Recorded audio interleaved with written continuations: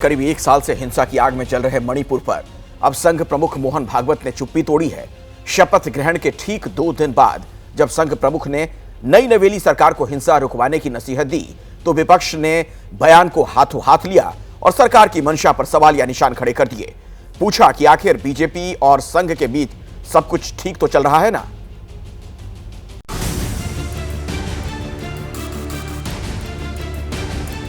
एक साल से मणिपुर शांति की राह देख रहा है। उसके पहले 10 साल शांत रहा। पुराना गन कल्चर समाप्त तो हो गया ऐसा लगा। संघ प्रमुख मोहन भागवत के इसी बयान पर सियासी संग्राम शुरू हो गया। दरअसल नागपुर में संघ के एक कार्यक्रम को संबोधित करते हुए मोहन भागवत ने मणिपुर के मुद्दे पर इशारों ही इशारों में मोदी सरकार को नसीहत दी। एक साल से मणिपुर शांति की राह देख रहा है। उसके पहले 10 साल शांत रहा।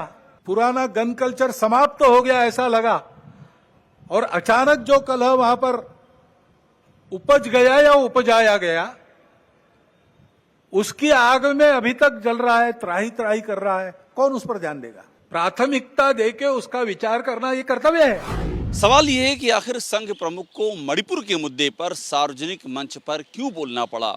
बीजेपी और संघ के बीच किसी मुद्दे पर टकराव ना के बराबर दिखाई पड़ता है।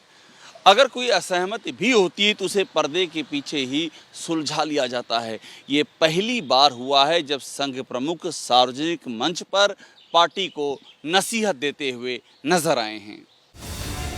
मणिपुर पिछले 1 साल से ज्यादा समय से हिंसा की आग में झुलस रहा है।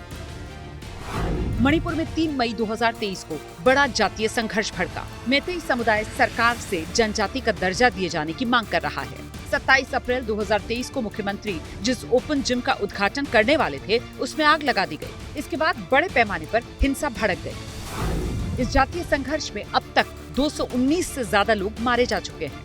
1100 से ज्यादा लोग घायल हुए हैं। इम्फाल पश्चिम, इम्फाल पूर्व और चूराचांदपुर जिले में 5000 से ज्यादा आगजनी की घटनाएं हुई हैं।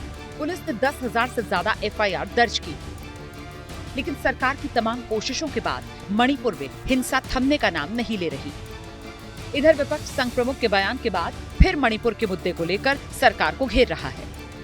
कांग्रेस नेता जयराम रमेश ने सोशल मीडिया प्लेटफॉर्म X पर पोस्ट कर कहा, शायद भागवत के बयान के बाद PM मोदी मणिपुर का दौरा करेंगे। वहीं सुप्रिया सुले ने मणिपुर में हिंसा रोकने और समस्या के समाधान के लिए सभी दलों की कमेटी बनाए जाने की मांग की है। I welcome his statement from the bottom of my heart because Manipur is a part of India. It's an integral part of India. This is something we have been asking. The India Alliance has been asking for the longest time that let's have a discussion, let's form a good committee with all party. Everything doesn't get solved with a gun. सरकार को हटाइए, बोल के क्या होता है? मणिपुर में क्या हो गया, कल कश्मीर में क्या हो गया?